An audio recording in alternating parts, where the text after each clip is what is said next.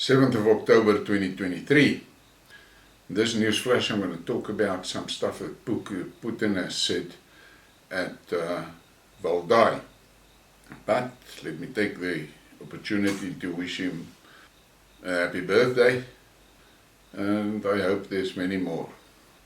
Listen carefully to what he is saying here.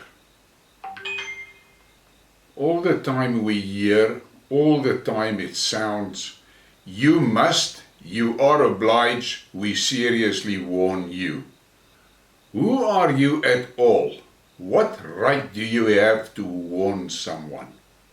And obviously that was directed to the West, and you should really take a moment and think about it.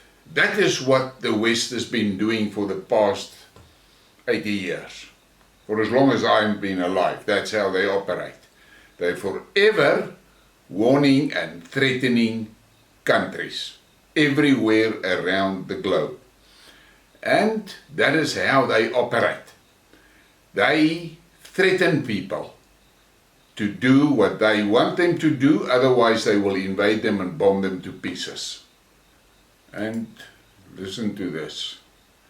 More from Putin at Valdai. The West has forgotten what compromise is. They want to pursue their interest at any cost. Let's see what happens out of it. We did not start the so-called war in Ukraine. No one wanted to listen and hear us. The arrogance of our so-called partners was off the scale. Well, you can brainwash millions of people, but we all know what happened in Donbass. We are facing, in fact, the task of building peace.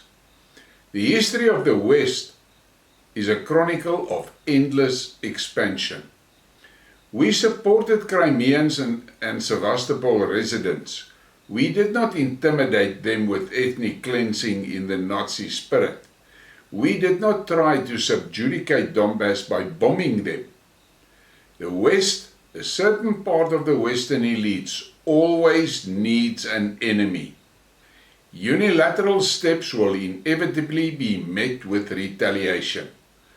Our counterparties have lost their sense of reality. The special military operation is aimed at stopping the war that the West has been waging for 10 years now. And that is really important to take note of. And then today we had that fiasco in Israel. And listen to what Medvedev says about that.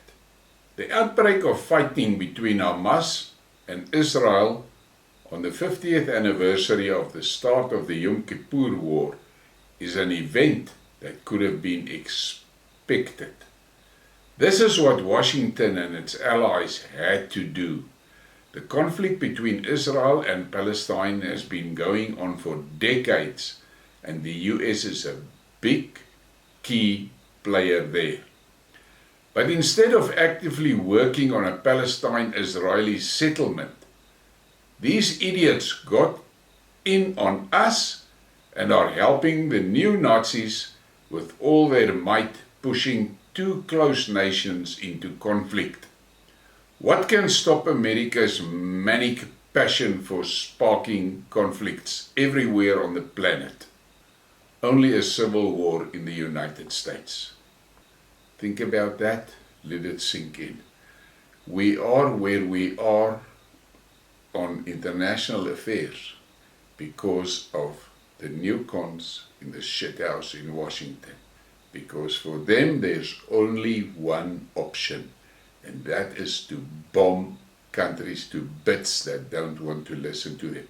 And I have to add this now, and that fucking new Nazi, not a new Nazi, a thoroughbred Zazi supporter of mine, he now wants to tell me that it was justified for the West to bomb Libya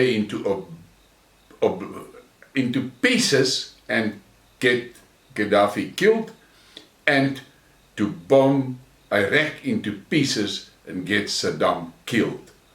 They deserve to be killed because according to him, they were dictators. Now that is a type of mentality that runs amok in the West. And this is where we are today. I cannot understand how it is possible that a person that is a South African and on the one hand claims that he wants self-determination for the Buddha, but on the other hand he cheers the West on to bomb Libya to pieces, to bomb Iraq to pieces, to bomb Syria to pieces. What type of hypocrisy is that? In my eyes, that is a special kind of stupid. Please give me a like and a subscribe and share the thing. Thank you for your support.